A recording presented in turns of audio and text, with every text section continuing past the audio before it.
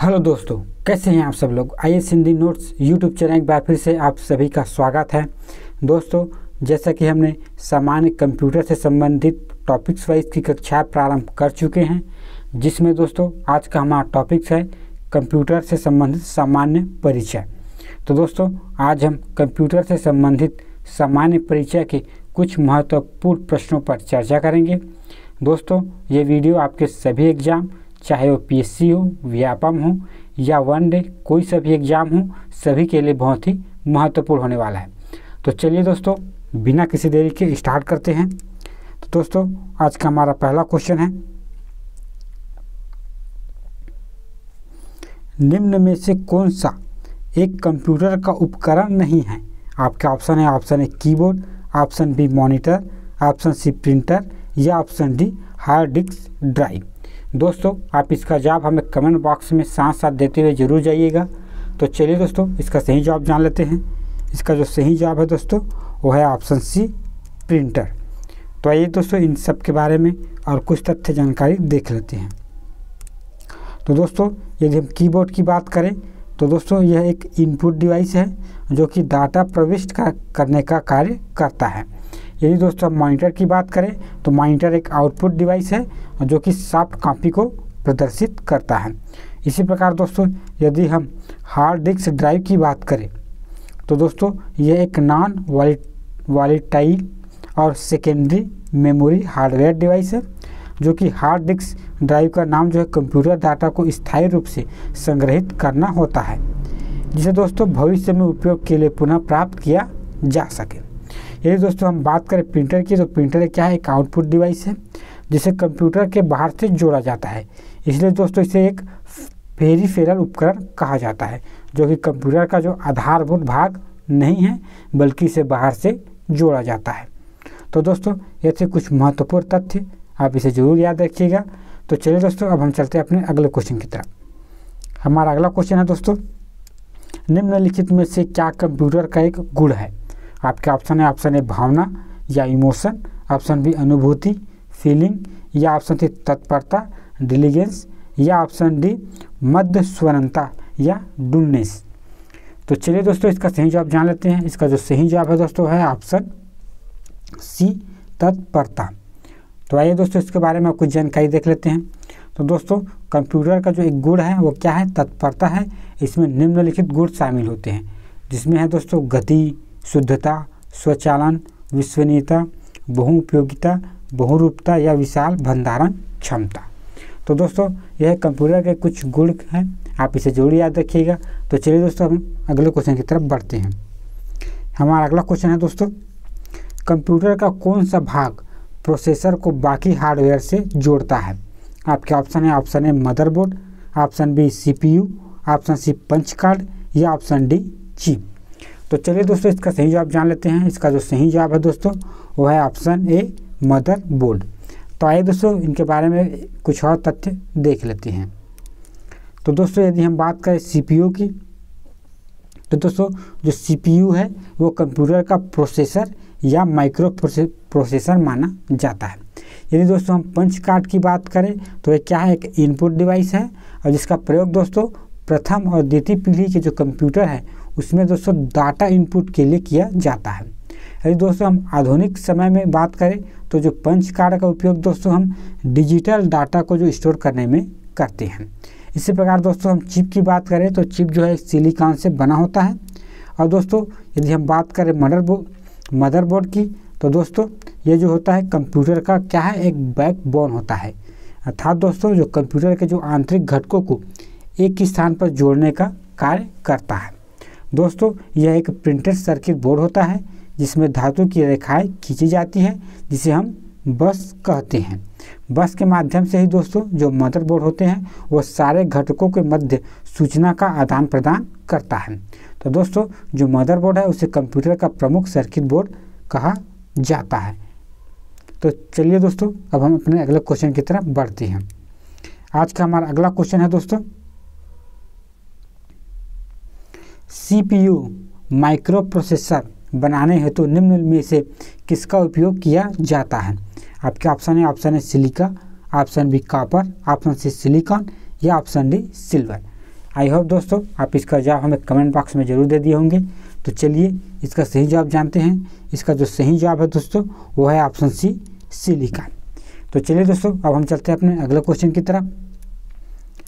हमारा अगला क्वेश्चन है दोस्तों, कंप्यूटर का कौन सा घटक उसके दिल के रूप में माना जाता है? आपके ऑप्शन है monitor, option C keyboard, option C scanner या option D microprocessor. I hope दोस्तों आपने इसका जवाब हमें कमेंट बॉक्स में दे दिए होंगे। तो चलिए इसका सही जवाब जानते हैं। इसका जो सही जवाब हो जाएगा दोस्तों हो जाएगा ऑप्शन डी माइक्रो प्रोसेसर। तो दोस्तों जो माइक्रो प्रोसेसर है उसे कंप्यूटर के दिल के रूप में जाना जाता है।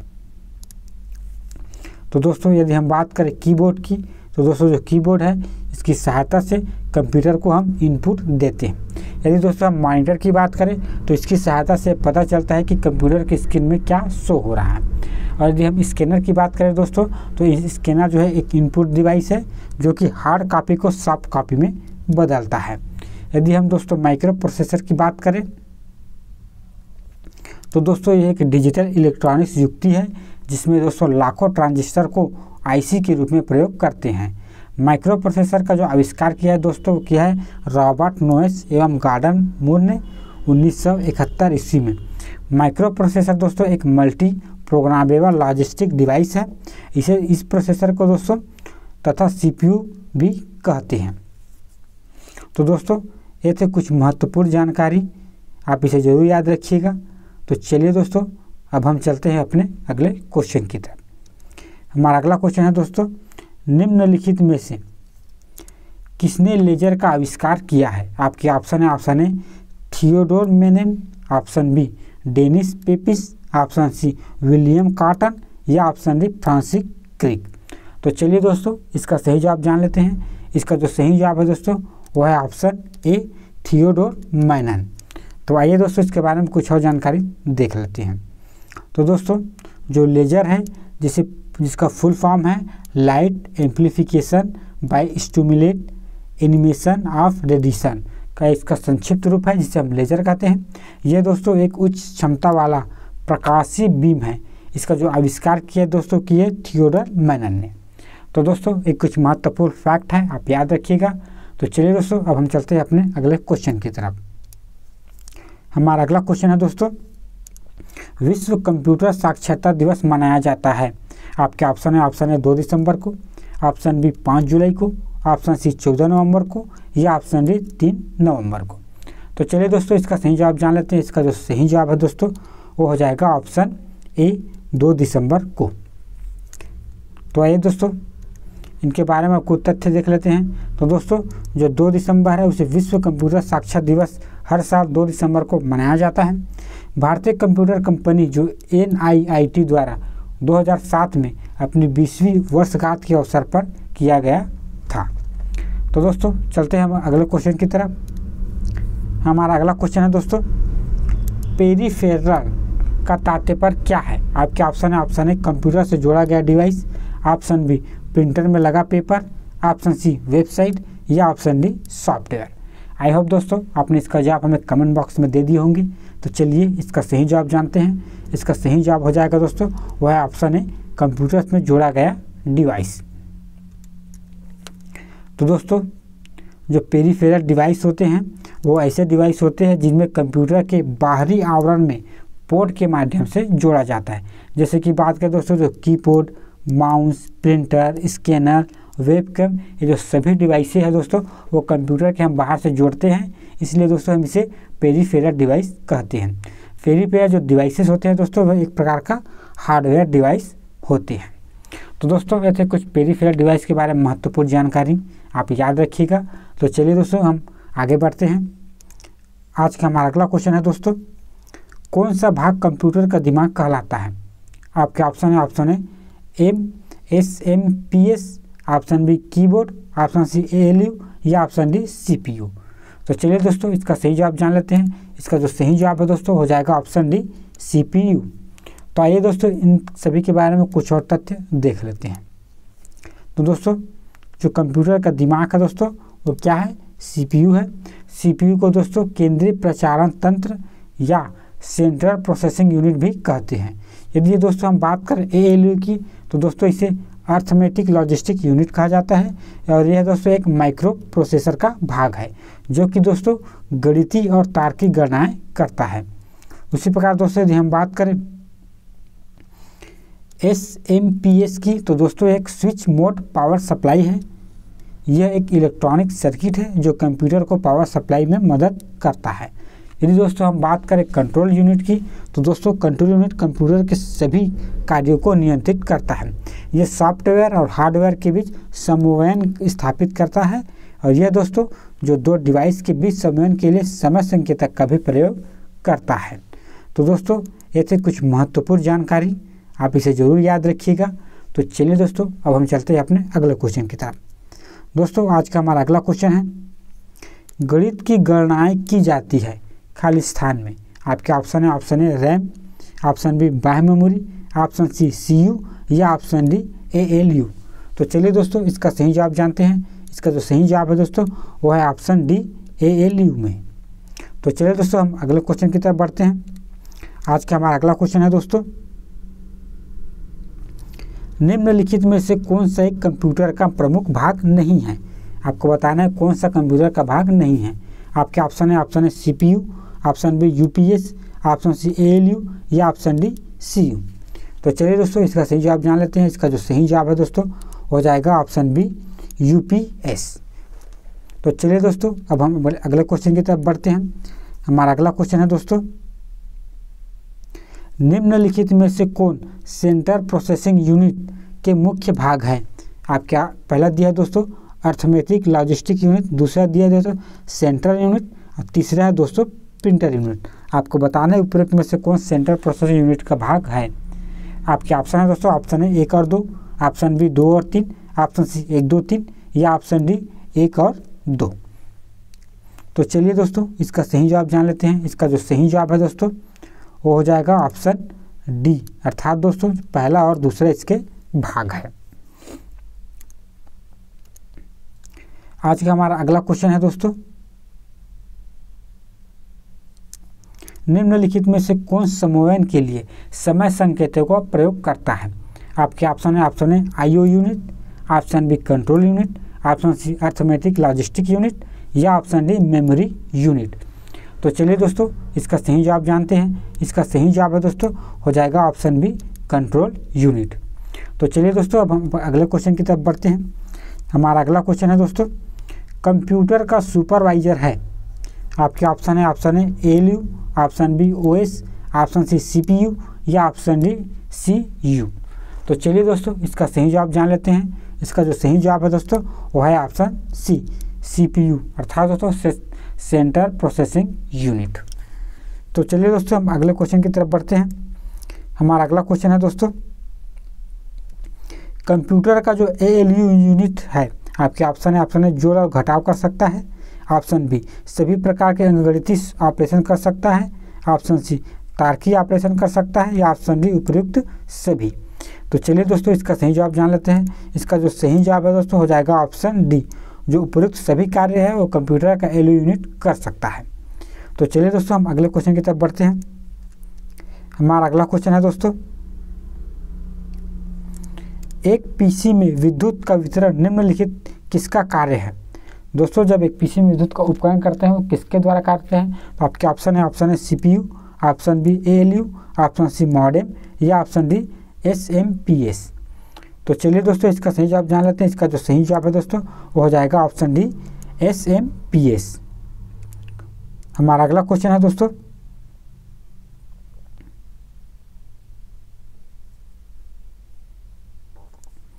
कंप्यूटर का सबसे महत्वपूर्ण आधार है।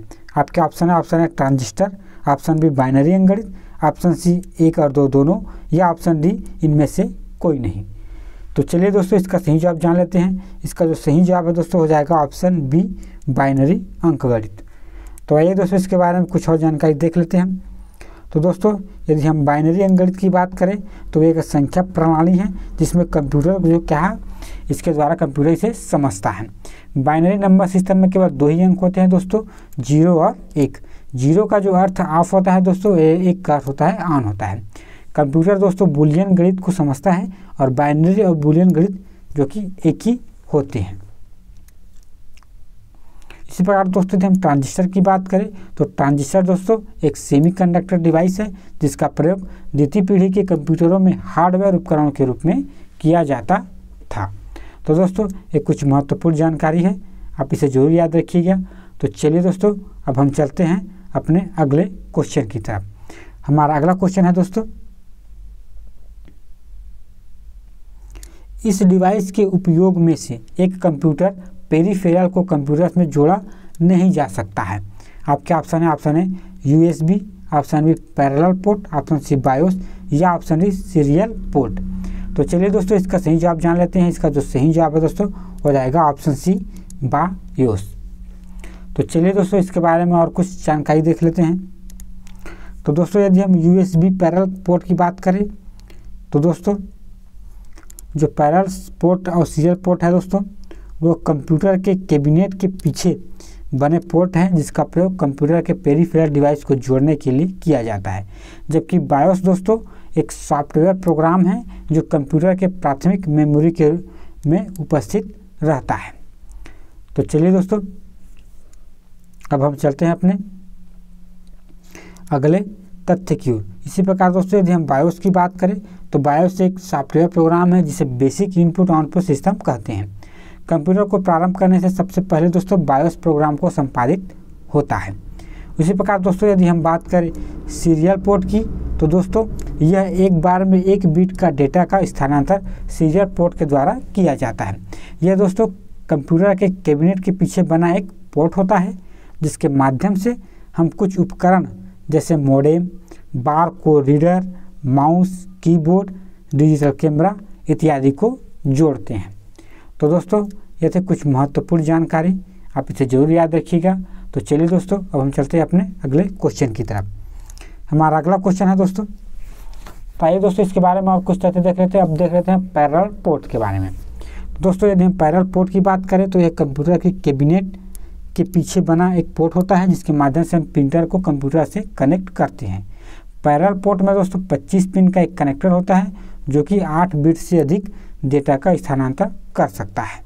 इसी प्रकार दोस्तों यदि हम USB पोर्ट की बात करें तो इसका जो पूरा नाम है दोस्तों है यूनिवर्सल सीरियल बस है। यह एक दोस्तों एक इंटरनल बस है जो सभी प्रकार के पेरिफेरल उपकरणों के कंप्यूटर से जोड़ने की क्षमता रखता है। इसे प्लग एंड प्ले पोर्ट भी कहा जाता है। तो दोस्तों ये थे कुछ महत्वपूर्ण जानकारी जो आपको USB parallel, BIOS, serial port, parallel port और USB पोर्ट के बारे में है। आप इसे जरूर याद रखिएगा। तो चलिए दोस्तों अब हम चलते हैं अपने अगले क्वेश्चन की तरफ। हमारा अगला क्वेश्चन है दोस्तों, सीरियल पोर्ट सीरियल क्यों कहते हैं? आपके ऑप्शन है, ऑप्शन ए सीरियल पोर्ट में सारे पिन एक लाइन में होते हैं, ऑप्शन बी सीरियल नंबर के रूप में प्रिंटर संबोधित होता है, ऑप्शन सी प्रिंटर के लिए डाटा सीरियली एक बिट एक समय पर दिया जाता है, या ऑप्शन डी IEEE के द्वारा सीरियल पोर्ट को सीरियल नंबर दिया जाता है। तो चलिए दोस्तों इसका सही जवाब जान लेते हैं। इसका जो सही जवाब है दोस्तों जाएगा ऑप्शन सी, अर्थात दोस्तों जो सीरियल पोर्ट को सीरियल इसलिए कहते हैं क्योंकि प्रिंटर के लिए डाटा जो है सीरियली एक बिट पर एक समय पर दिया जाता है। तो चलिए दोस्तों हम अगले क्वेश्चन की तरफ बढ़ते हैं। हमारा अगला क्वेश्चन है दोस्तों, कंप्यूटर सिस्टम को स्विच ऑन करने पर हमें निम्नलिखित में से कौन सी मेमोरी सर्वप्रथम क्रियाशील होती है? ये दोस्तों हम कंप्यूटर के स्विच को ऑन करें तो कौन सी मेमोरी सर्वप्रथम क्रियाशील होती है? आपके ऑप्शन है, option A hard disk, option B ROM, option C RAM या ऑप्शन डी बायोस। तो चलिए दोस्तों इसका सही जवाब जान लेते हैं। इसका जो सही जवाब है दोस्तों हो जाएगा ऑप्शन डी बायोस। तो आइए दोस्तों इसके बारे में कुछ और जानकारी देख लेते हैं। तो दोस्तों यदि हम हार्ड डिस्क की बात करें तो दोस्तों कंप्यूटर के प्रमुख सेकेंडरी स्टोरेज डिवाइस है जिसकी भंडारण क्षमता अन्य मेमोरी स्टोरेज से अधिक होती है। ये कंप्यूटर के माइक्रो प्रोसेसर द्वारा प्रोसेस किए गए डेटा से प्राप्त अंतिम परिणामों को सुरक्षित करने का कार्य करता है। हार्ड डिस्क दोस्तों एल्यूमिनियम की डिस्क से बना होता है जिस पर आयरन ऑक्साइड की पतली परत जो है चढ़ी होती है। यह डिस्क दोस्तों ट्रैक एवं सेक्टर में विभाजित होते हैं और डेटा के अंतिम रूप से सेक्टर में स्टोर किए जाते हैं। यदि दोस्तों हम रैम की बात करें, जिसे रैंडम एक्सेस मेमोरी भी कहा जाता है, यह दोस्तों कंप्यूटर की प्राथमिक और अस्थायी मेमोरी है। यह सेमीकंडक्टर उपकरणों से बनी होती है। जबकि किसी भी कोई प्रोग्राम रन होता है तो यह रैम में उपस्थित होता है। रैम दोस्तों एक वोलेटाइल मेमोरी है, क्योंकि विद्युत सप्लाई बंद होने पर रैम में जो संग्रहित डेटा क्या होते हैं दोस्तों, समाप्त हो जाते हैं। तो दोस्तों जो रैम होता है रैंडम एक्सेस मेमोरी है, एक अस्थायी मेमोरी है, क्योंकि विद्युत सप्लाई के बंद होते ही रैम में संग्रहित डेटा क्या हो जाते हैं, समाप्त हो जाते हैं। तो आइए दोस्तों कुछ और तथ्य देख लेते हैं। इसी प्रकार बात करें दोस्तों, रैम जो होते हैं दो प्रकार के होते हैं, एक होता है स्टैटिक रैम और दूसरा है डायनेमिक रैम। इसी प्रकार दोस्तों यदि हम रोम की बात करें तो इसे रीड ऑनली मेमोरी कहा जाता है। रोम जो होता है दोस्तों कंप्यूटर की प्राथमिक मेमोरी है और एक स्थायी मेमोरी है, क्योंकि रोम में उपस्थित डेटा विद्युत आपूर्ति न होने पर भी सुरक्षित रहता है। रोम जो है दोस्तों कंप्यूटर निर्माता कंपनी द्वारा निर्मित के समय ही कंप्यूटर के साथ प्राप्त होता है। आपको जो रोम होता है दोस्तों कंप्यूटर के साथ ही प्राप्त होता है, आप इसे अलग से नहीं खरीदते हैं। जबकि रैम होता है दोस्तों से आप अलग से लगवा सकते हैं। उसी प्रकार दोस्तों रोम के भी प्रकार होते हैं, जिसमें एक है पी रोम, ईपी रोम, ईईपी रोम या यूनेप रोम। तो ये थे दोस्तों कुछ महत्वपूर्ण जानकारी रोम रैम के बारे में, आप इसे जरूर पढ़िएगा। तो चलिए दोस्तों अब हम चलते हैं अपने अगले क्वेश्चन की तरफ। हमारा अगला क्वेश्चन है दोस्तों, निम्नलिखित में से कौन सा सीपीयू का महत्वपूर्ण भाग है? आपके ऑप्शन है arithmetic logic unit, option B control इकाई, ऑप्शन सी मेमोरी या ऑप्शन डी उपयुक्त सभी। तो चलिए दोस्तों इसका सही जवाब जान लेते हैं। इसका जो सही जवाब है दोस्तों हो जाएगा उपयुक्त सभी। तो चलिए दोस्तों हम अगले क्वेश्चन की तरफ बढ़ते हैं।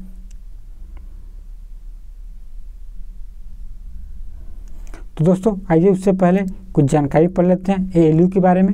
इसे अरिथमेटिक लॉजिकल यूनिट कहा जाता है, जिसका जो कार्य होता है दोस्तों वो कंप्यूटर के अंकगणितीय गणनाओं जैसे जोड़ना, घटाना, गुणा, भाग इत्यादि कार्य करता है। जो एएलयू होता है दोस्तों सीपीयू का एक प्रमुख भाग है।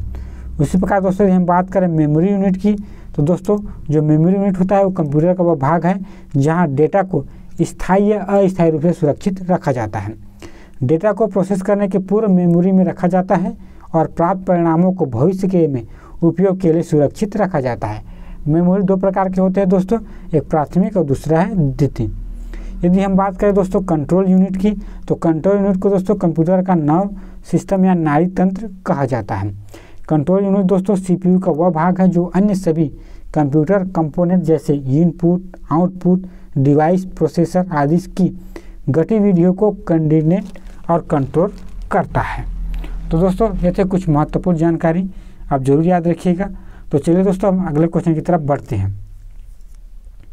आज का हमारा अगला क्वेश्चन है दोस्तों, इनमें से कोई एक कंप्यूटर की प्रमुख क्रिया नहीं है।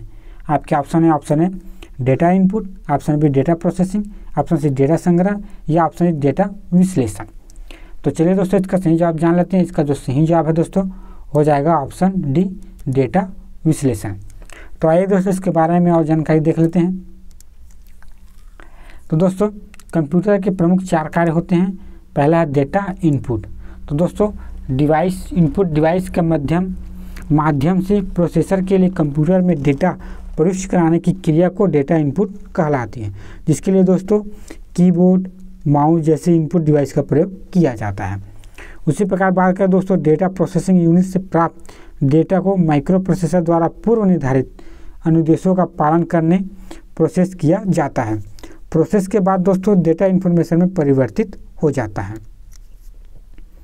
उसी प्रकार दोस्तों तीसरे कथन की बात करें तो आउटपुट जो होता है दोस्तों माइक्रो प्रोसेसर से प्राप्त इन्फॉर्मेशन को आउटपुट डिवाइस के माध्यम से प्रदर्शित किया जाता है, जिसके इस प्रोसेस के प्राप्त परिणामों को दोस्तों मेमोरी यूनिट के स्टोर में किया जाता है। कंप्यूटर दोस्तों डेटा विश्लेषण नहीं करता है। तो दोस्तों ये कुछ महत्वपूर्ण फैक्ट और जानकारी आप इसे जरूर याद रखिएगा। तो चलिए दोस्तों अब हम चलते हैं अपने अगले क्वेश्चन की तरफ। हमारा अगला क्वेश्चन है दोस्तों, लॉजिकल अनुक्रम में डाटा को व्यवस्थित करना खालिस्तान कहलाता है। आपके ऑप्शन है sorting, option B arranging, option C classified या ऑप्शन डी समराइजिंग। तो चलिए दोस्तों इसका सही जवाब जान लेते हैं। इसका जो सही जवाब है दोस्तों हो जाएगा ऑप्शन ए सॉर्टिंग। तो आइए दोस्तों इसके बारे में कुछ और जानकारी देख लेते हैं। तो दोस्तों शॉर्टिंग होता है दोस्तों वो लॉजिकल अनुक्रम में डेटा को व्यवस्थित करना सॉर्टिंग कहलाता है। तो दोस्तों डेटा को व्यवस्थित करना सॉर्टिंग कहलाता है। और सॉर्टिंग वह प्रक्रिया है दोस्तों जिसमें हम अक्षरों को अल्फ़ाबेटिकल क्रम में जमा सकते हैं। तो दोस्तों यदि हम किसी अक्षरों को अल्फ़ाबेट क्रम में जमाना हो तो हम सॉर्टिंग का उपयोग करते हैं। नंबर्स को बढ़ाने व घटने के क्रम में जमा सकते हैं। सर्किटिंग जो होता है उसमें फैसिलिटी MS ऑफिस में हमें मिलती है।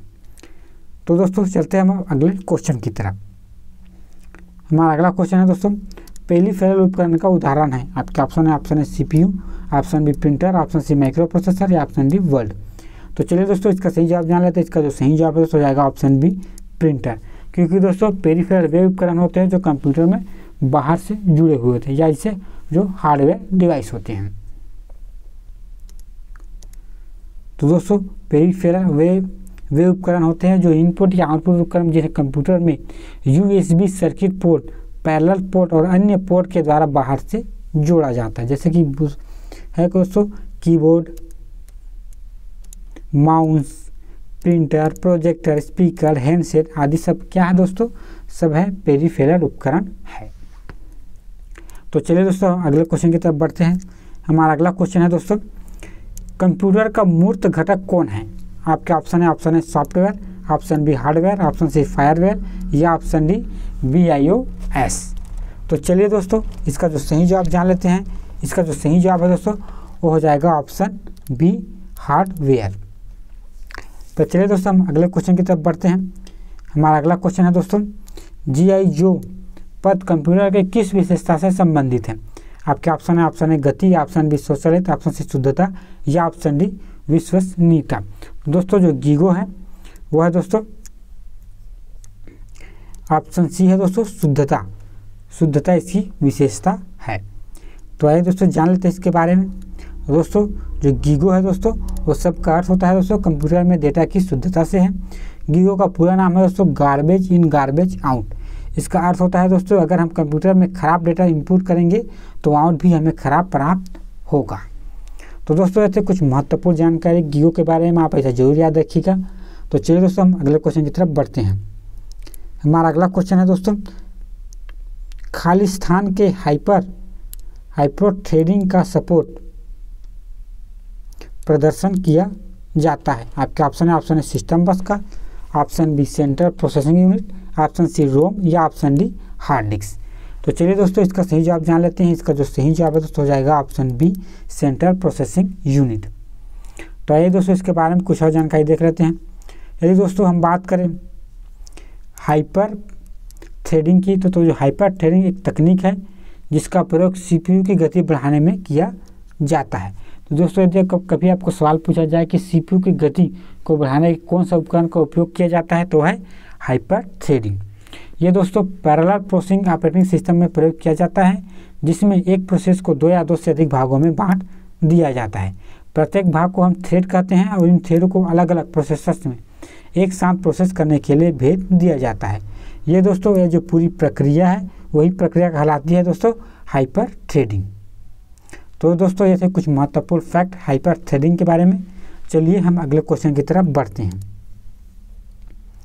हमारा अगला क्वेश्चन है दोस्तों, DVD रोम का मानक आकार क्या है। आपके ऑप्शन है 57 GB, option B 15 GB, option C 4.7 GB या ऑप्शन डी 9.4 GB। तो चलिए दोस्तों इसका सही जवाब जान लेते हैं। इसका जो सही जवाब है तो हो जाएगा ऑप्शन सी 4.7 GB। तो आइए दोस्तों इसके बारे में कुछ और जानकारी देख लेते हैं।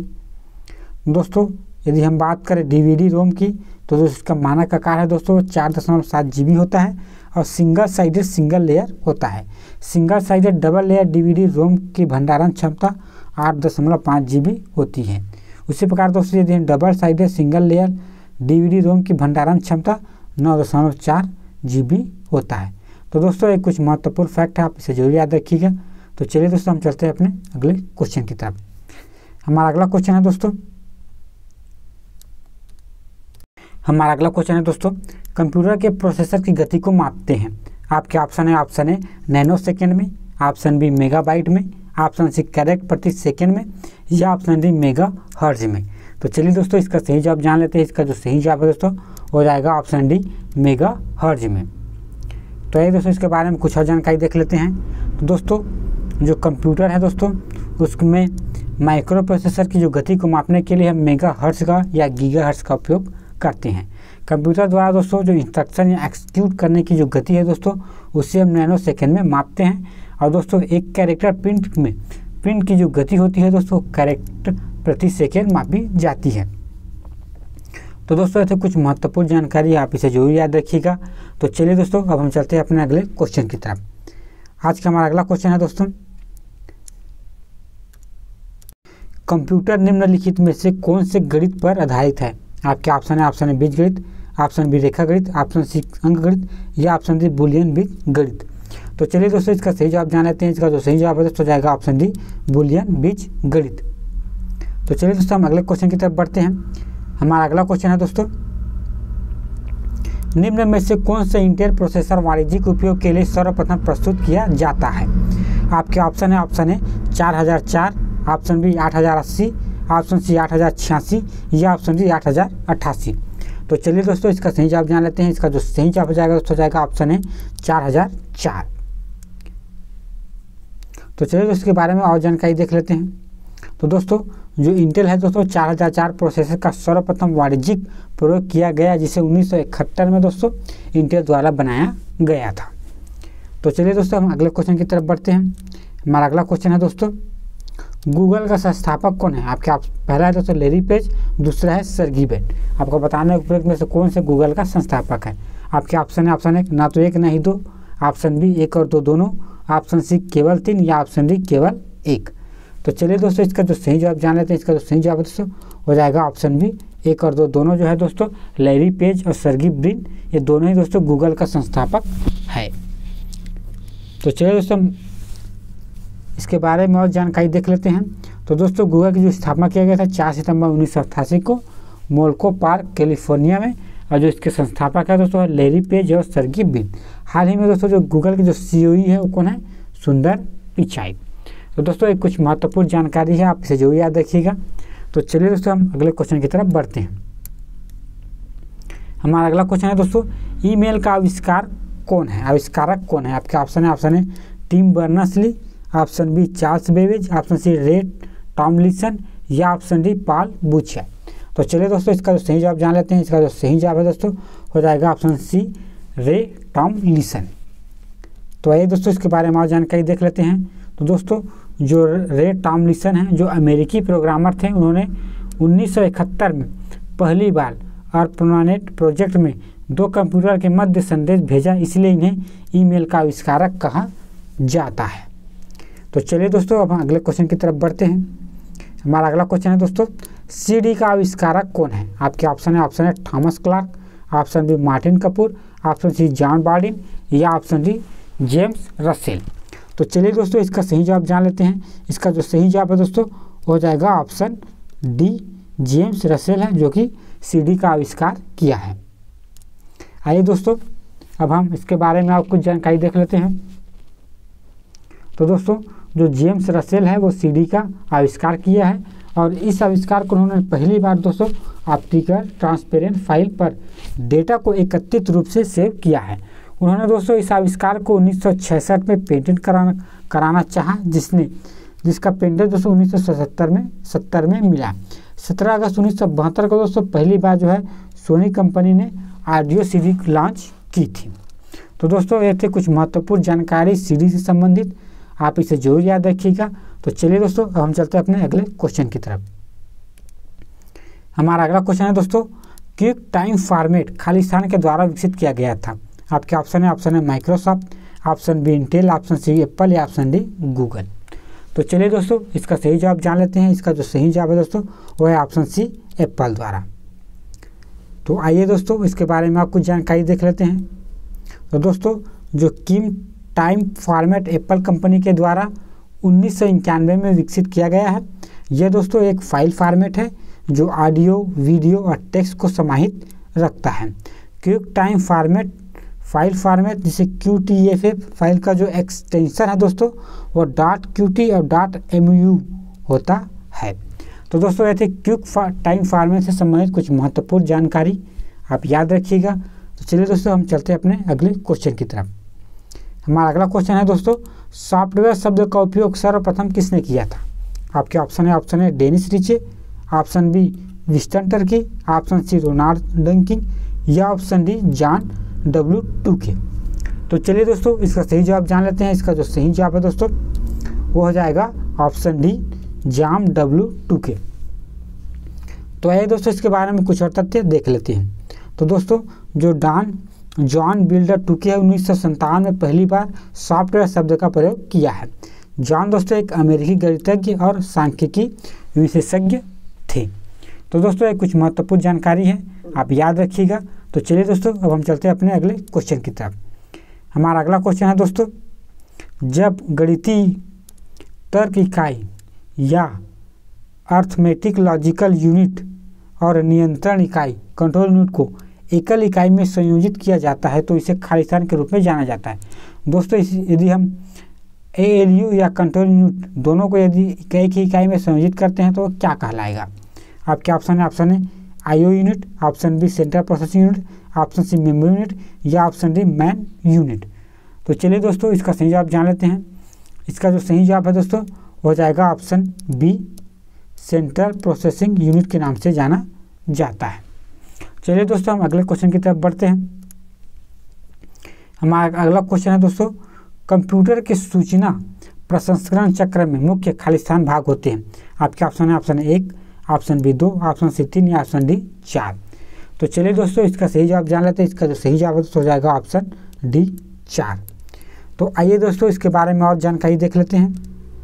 तो दोस्तों जो कंप्यूटर के सूचना प्रसंस्करण में मुख्य 4 भाग होते हैं। पहला है डेटा इनपुट, दूसरा है डेटा प्रोसेसिंग, तीसरा डेटा आउटपुट और चौथा दोस्तों डेटा स्टोरेज। तो दोस्तों ये थे कुछ महत्वपूर्ण फैक्ट, आप याद रखिएगा। चलिए दोस्तों हम अगले क्वेश्चन की तरफ बढ़ते हैं। हमारा अगला क्वेश्चन है दोस्तों, निम्न में से किसका उपयोग CPU की क्लॉक स्पीड को मापने में होता है? आपके ऑप्शन है गीगाहर्ट्ज, ऑप्शन बी अभिधारण काल, ऑप्शन सी अभिगमन काल या ऑप्शन डी बिट्स प्रति सेकेंड। तो चलिए दोस्तों इसका सही जवाब जान लेते हैं। इसका जो सही जवाब है दोस्तों हो जाएगा ऑप्शन है गीगाहर्ट्ज। तो चलिए दोस्तों हम अगले क्वेश्चन की तरफ बढ़ते हैं। हमारा अगला क्वेश्चन है दोस्तों, निम्नलिखित में कौन सा कथन असत्य है? अर्थात दोस्तों आपको गलत कथन बताने हैं। आपके ऑप्शन है दोस्तों, ऑप्शन है मदरबोर्ड कंप्यूटर सिस्टम के सभी घटकों को जोड़ने वाला मुख्य सर्किट बोर्ड है। ऑप्शन बी मदरबोर्ड एक हार्डवेयर इकाई यूनिट है। ऑप्शन सी मदरबोर्ड को माइक्रो प्रोसेसर भी कहा जाता है। ऑप्शन डी मदरबोर्ड मेमोरी जो होता है तो CPU और अन्य हार्डवेयर इकाइयों से दोस्तों मदरबोर्ड के माध्यम से एक दूसरे से जुड़ी होती है। तो चलिए दोस्तों इसका सही जवाब जान लेते हैं। इसका सही जवाब दोस्तों हो जाएगा ऑप्शन सी। अर्थात दोस्तों जो ऑप्शन सी है वो असत्य है, बाकी के बाकी कथन जो है बाकी सत्य है। तो चलिए दोस्तों अब हम अगले क्वेश्चन की तरफ बढ़ते हैं। हमारा अगला क्वेश्चन है दोस्तों, तकनीकी जो विशेषज्ञों को निर्णय लेने में सहायक होती है क्या कहलाती है? आपके option AI, option B expert system, option C Java या ऑप्शन डी NN। तो चलिए दोस्तों इसका सही जवाब जान लेते हैं। इसका जो सही जवाब हो जाएगा ऑप्शन बी एक्सपर्ट सिस्टम। चलिए दोस्तों अब हम अगले क्वेश्चन की तरफ बढ़ते हैं। हमारा अगला क्वेश्चन है दोस्तों, डाटाबेस का कौन सा हिस्सा केवल एक प्रकार की जानकारी रखता है? आपके ऑप्शन है record, option B file, option C report या ऑप्शन डी फील्ड। तो चलिए दोस्तों इसका सही जवाब जान लेते हैं। इसका जो सही जवाब हो जाएगा ऑप्शन डी फील्ड। तो दोस्तों ये थे कुछ महत्वपूर्ण कंप्यूटर से संबंधित सामान्य जानकारी, आप इसे ज़रूर अच्छे से याद कर लीजिएगा। दोस्तों यदि इस वीडियो का PDF पाना चाहते हैं तो हमारा टेलीग्राम चैनल है IAS हिंदी नोट्स, वहाँ जुड़ जाइए, आपको इसका PDF मिल जाएगा। दोस्तों यदि आप इसका वीडियो को पसंद आया होगा तो इसे लाइक करें और हमारे चैनल को सब्सक्राइब करें। तो दोस्तों मिलते हैं अगले वीडियो में, तब तक के लिए धन्यवाद।